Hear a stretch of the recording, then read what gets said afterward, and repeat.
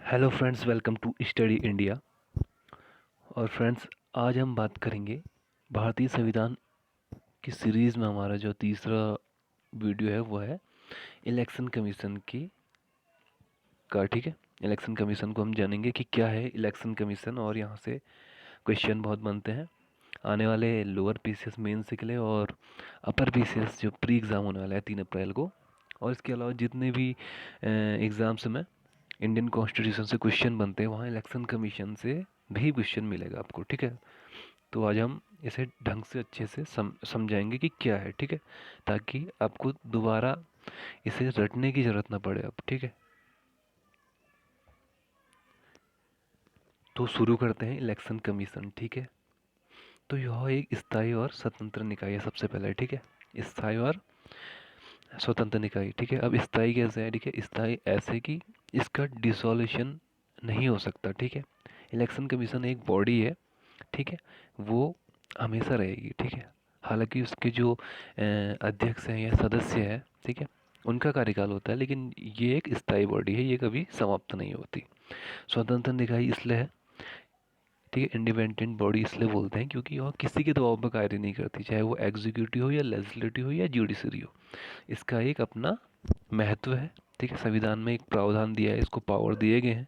ठीक है, इसका जो मुख्य कार्य है वो है स्वतंत्र व निष्पक्ष चुनाव कराना। ठीक है, अब आर्टिकल 324 में प्रावधान दिया गया है चुनाव आयोग का, और उसी में दिया गया है कि जो संसद है, राज्य विधानमंडल है, राष्ट्रपति उपराष्ट्रपति के पदों के निर्वाचन के संचालन, निर्देशन और नियंत्रण की जिम्मेदारी किसको दी गई है? चुनाव आयोग को दी गई है। ठीक है, 25 जनवरी 1950 को निर्वाचन आयोग की स्थापना की गई थी। ठीक है, इंडिया में, इसीलिए 25 जनवरी को राष्ट्रीय मतदाता दिवस भी मनाया जाता है। ये पॉइंट भी आप नोट कर लीजिए, ये विविध में आ सकता है। यह एक भारतीय, अखिल भारतीय संस्था है। ठीक है, अखिल भारतीय मतलब ऑल इंडिया इंस्टीट्यूट। कैसे है? क्योंकि सेंट्रल और जो स्टेट गवर्नमेंट है उसके लिए यह समान है। ठीक है,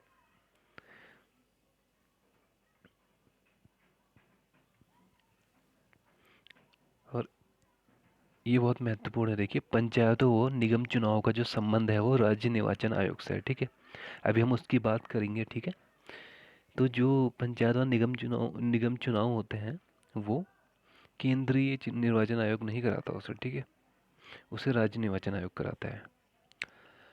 अब संरचना देख लेते हैं चुनाव आयोग की। ठीक है, सबसे पहले बात करते हैं 1950 से 15 अक्टूबर 1989 में यह एक सदस्यीय था, लेकिन 16 अक्टूबर 1989 के बाद इसे 3 सदस्यीय बना दिया गया। लेकिन 1990 में फिर इसे एक सदस्यीय बना दिया गया, और अक्टूबर 1993 से अभी तक यह 3 सदस्यीय ही है। तो देखिए आप, एक से तीन, तीन से फिर एक, फिर तीन कर दिया। ठीक है, तो अभी 3 सदस्यीय कैसे है? एक होते हैं हेड, ठीक है, मुख्य होते हैं, जो अध्यक्ष, मुख्य निर्वाचन आयुक्त बोलते हैं उन्हें। उसके साथ दो अन्य उनकी हेल्प करने के लिए निर्वाचन आयुक्त रखे गए हैं। तीनों की शक्तियाँ जो है इक्वल है। ठीक है, कोई छोटा बड़ा नहीं है। ठीक है, तीनों को जो शक्तियाँ पावर मिली है वो इक्वल है, कोई किसी से ऊपर नहीं, कोई किसी के नीचे नहीं। वेतन, भत्ते और अनुलाभ भी तीनों को समान मिलते हैं। ठीक है, और वो मिलते हैं सुप्रीम कोर्ट के जज के समान। तो आप कमेंट में ज़रूर बताएं कि सुप्रीम कोर्ट के जज की सैलरी कितनी है। ठीक है, अब कार्यकाल देख लेते हैं इनको। 6 वर्ष या 65 वर्ष की आयु से पहले, जो भी पहले हो, वो उनका कार्यकाल होता है। ठीक है, मान लीजिए कोई 63 वर्ष की एज में मुख्य चुनाव आयुक्त बना है। ठीक है, तो वो सिर्फ 2 वर्ष के लिए और बन सकता है। ठीक है, ठीक है, क्योंकि 65 उसको वर्ष कंप्लीट होंगे। ठीक है, तो इसलिए उसका 6 वर्ष नहीं होगा, उसके लिए होगा 2 साल उसके लिए। तो जो भी पहले हो, 65 वर्ष अगर पहले हो तो उसके बाद रिटायर हो जाएगा, वरना 6 वर्ष अगर वो पूरा कर सकता है तो 6 वर्ष उसके लिए है। अब मुख्य निर्वाचन आयुक्त को सुप्रीम कोर्ट के न्यायाधीश के समान प्रक्रिया, ठीक है, संसद में दोनों सदनों में विशेष बहुमत 2/3 जो होता है, संकल्प पारित कर राष्ट्रपति हटा सकता है। ठीक है, तो राष्ट्रपति उसे एक ही तरीके से हटा सकता है, वह है जैसे सुप्रीम कोर्ट के न्यायाधीश को हटाया जाता है। और जो बाकी अन्य जो दो चुनाव आयुक्त होते हैं उनको हटाने के लिए जो मुख्य चुनाव आयुक्त है वो सिफारिश कर सकता है, उसके आधार पर राष्ट्रपति उन्हें हटा सकता है। ठीक है, अब देख लेते हैं इनको शक्तियाँ कैसी मिली है संविधान के प्रावधान के अनुरूप। तो 3 तरीक़ों की शक्तियाँ इन्हें प्राप्त है, ठीक है। ये 3 तरीके की कार्य करती है चुनाव आयोग। पहला है प्रशासनिक, दूसरा है सलाहकारी, तीसरा है अर्धन्यायिक, ठीक है। तो इनकी जो प्रकृति है प्रशासनिक, तो आप समझ गए होंगे जो भी इनका मेन कार्य होता है, जैसे इलेक्शन चुनाव कराना और चुनाव चिन्ह का आवंटन करना, ठीक है। चुनाव में आचार संहिता लागू करना, ये सब इनका प्रशासनिक कार्य में आ गया। सलाहकारी, जैसे अगर राष्ट्रपति को कोई सलाह देनी है, ठीक है, या प्राइम मिनिस्टर को मंत्रिमंडल में किसी को सलाह देनी है, ठीक है। जैसे कहीं राष्ट्रपति शासन लगा है तो राष्ट्रपति को सलाह देगी कि 1 साल बाद जो है राष्ट्रपति शासन के कि चुनाव करा सकते हैं हम।